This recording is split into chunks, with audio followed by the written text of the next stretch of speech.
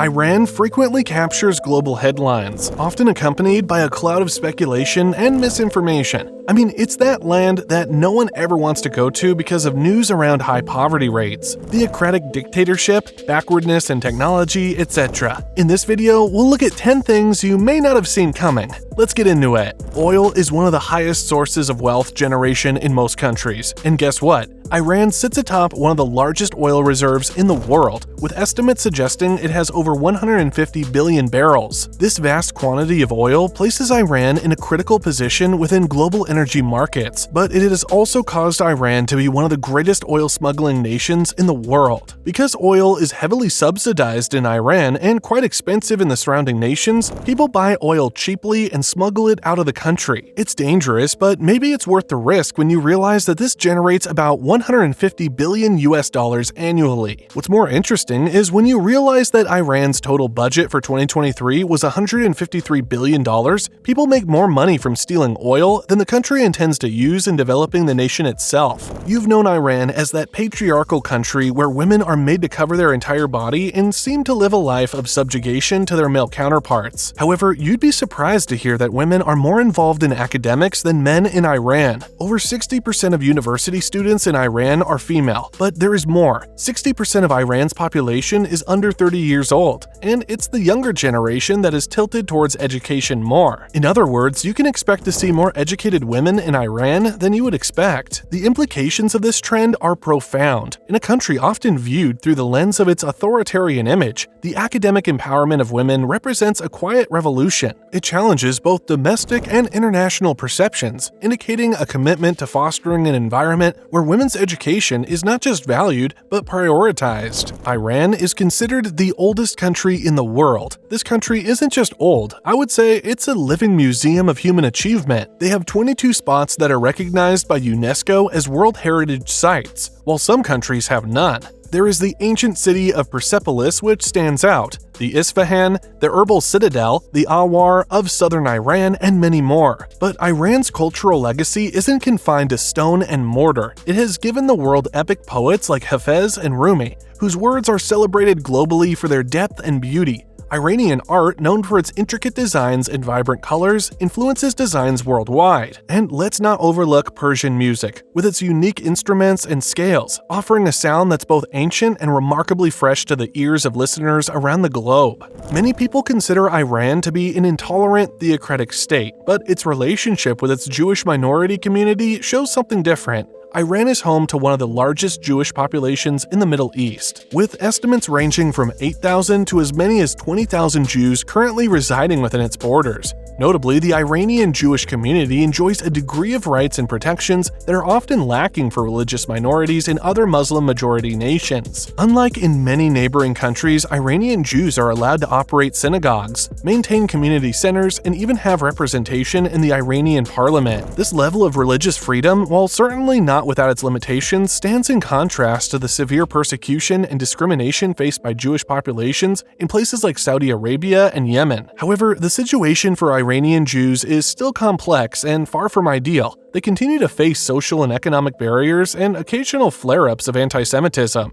The Iranian government's hostile rhetoric towards Israel has also at times spilled over and created a tense environment for the local Jewish community.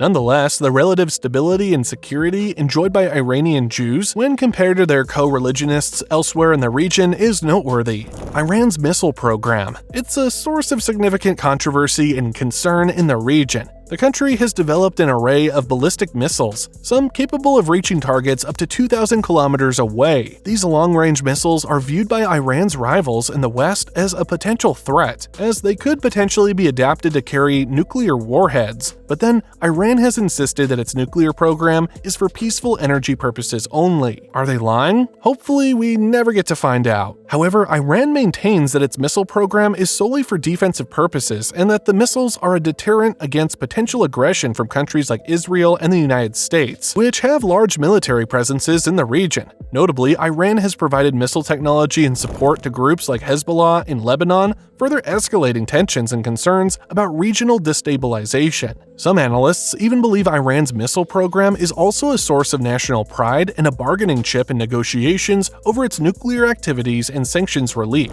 While Iran is often associated with its reliance on oil and gas, the country has also been making remarkable strides in renewable energy, particularly solar power. At the forefront of these efforts is the Takht-e-Jamshid solar power plant, a sprawling complex located in the southern province of Fars. Boasting an impressive capacity of 1,000 megawatts, the Takht-e-Jamshid plant is not only one of the largest solar facilities in the Middle East, but also a symbol of Iran's growing expertise and commitment to harnessing the power of the sun. This solar project's sheer scale and sophistication are noteworthy as it incorporates advanced technologies and cutting-edge tracking systems to maximize energy generation. The plant's strategic location in the sun-drenched southern regions of Iran further underscores the country's vast potential for solar power development. Beyond the Takht-e-Jamshid facility, Iran has also been actively investing in a diverse portfolio of renewable energy initiatives, including wind farms, hydroelectric projects, and smaller-scale solar installations across the country. These efforts are not only aimed at reducing the country's reliance on fossil fuels, but also at positioning Iran as a regional leader in sustainable energy solutions. While challenges remain, such as the impact of economic sanctions on access to the latest renewable technologies, Iran's solar ambitions and the Takht-e-Jamshid plant in particular proves the country's growing prowess and commitment to a more sustainable energy future. Iran's pursuit of space exploration has been a source of both fascination and concern for the international community. You would expect that with the significant economic and technological hurdles, Iran can't be involved in things like that, but they have consistently demonstrated ambitions and capabilities in space technology. One of the most tangible manifestations of Iran's space program is its ability to launch domestic satellites into orbit. Over the past 2 decades, Iran has successfully launched several locally developed satellites, ranging from small communications satellites to more advanced imaging and reconnaissance platforms. These achievements, while celebrated by Iranian officials as a source of national pride and scientific advancement, have also raised alarm bells in the West. There are concerns that the same technological know-how and infrastructure used to launch these satellites could potentially be leveraged for the development of long-range ballistic missiles, a prospect that has only heightened existing tensions and mistrust between Iran and key international actors. Nonetheless, Iran maintains that its space program is solely for peaceful civilian purposes, such as improving telecommunications, remote sensing, and scientific research. The country has even expressed aspirations to one day send Iranian astronauts into space, further cementing its status as a growing player in the global space race. Again, are they lying? Hopefully, we will never get to find out.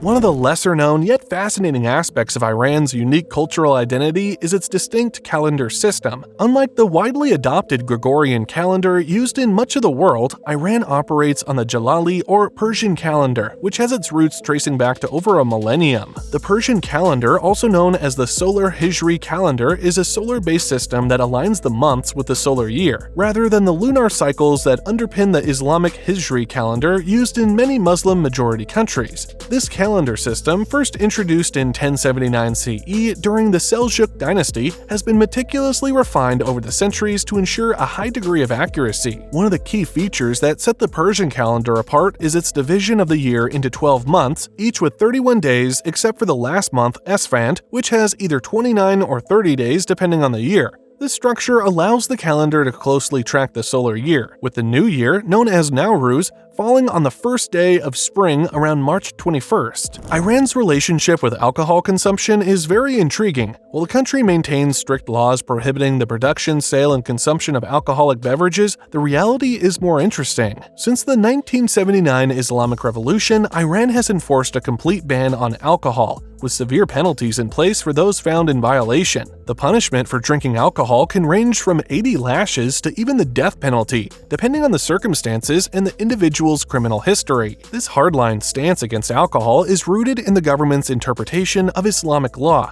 which views the consumption of intoxicants as a sin and a threat to social order. The enforcement of these laws has been a key component of the regime's efforts to uphold its vision of a pious Islamic society. However, the prohibition of alcohol in Iran has not eradicated its presence. A thriving black market has emerged, with a network of underground distributors and bootleggers supplying various foreign and domestically produced alcohol alcoholic beverages to those willing to take the risk. These illicit channels cater to a diverse clientele, ranging from the urban elite to middle-class Iranians seeking to circumvent the restrictions. Oh, and by the way, it's available publicly in some bars too. This one is another proof of how Iran might not be as patriarchal as we think. One lesser-known aspect of the country's social belief is its stance on the practice of polygamy. Contrary to popular misconceptions, polygamy, or the marriage of one person to multiple spouses, is in fact banned in Iran. This prohibition on polygamy, established in the country's civil code, marks a significant departure from the norms and practices commonly associated with the Islamic world. Unlike in some neighboring countries where polygamy is legally sanctioned or tolerated, the Iranian government has taken a firm stance against the practice, viewing it as a violation of women's rights and gender equality. However, the enforcement of this ban has not been without its challenges. Instances of illegal temporary marriages known as saye